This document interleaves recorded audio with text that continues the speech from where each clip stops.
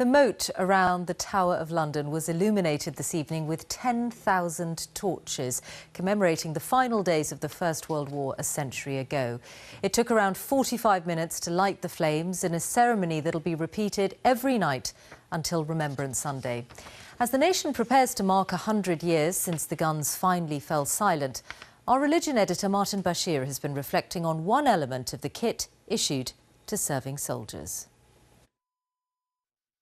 As young British men prepared for conflict a century ago, they received the blessing of a chaplain and were armed with a helmet, a rifle and a Bible.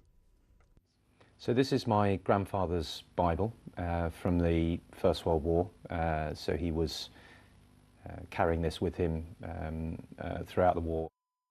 Steve Vinall's grandfather George was on the Western Front when his battalion came under fire.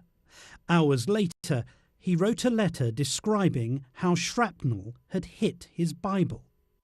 Where the bullet landed, and he then opened it, he said that the 8th verse of Isaiah 49, where the bullet stopped, contains these words which caught my eye. Directly I saw it.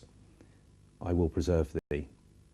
He goes on to say, may this be true of future days until I see you all again, is my heartfelt prayer. The words of Scripture comforted soldiers during battle and on occasions at the end. Soldiers, when they're very badly wounded, have a tendency to produce the New Testament from their breast pocket and to read it as they die. Now, this is a phenomenon that was recorded when soldiers who were killed on the 1st of July 1916, the first day of the Battle of the Somme, were recovered and buried. Many of them are actually found dead, though with the Bible or the New Testament in their hands. For George Vinall, who survived the war, his faith increased and led him to work as a missionary. Do you think we've been a bit remiss in the way that we haven't acknowledged the Bible and its use by soldiers in the First World War?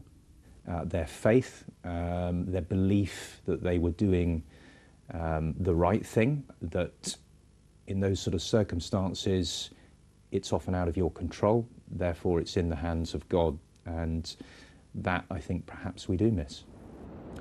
It is, after all, a verse of Scripture that best describes the sacrifice of so many. Greater love hath no man than this, that he lay down his life for his friends.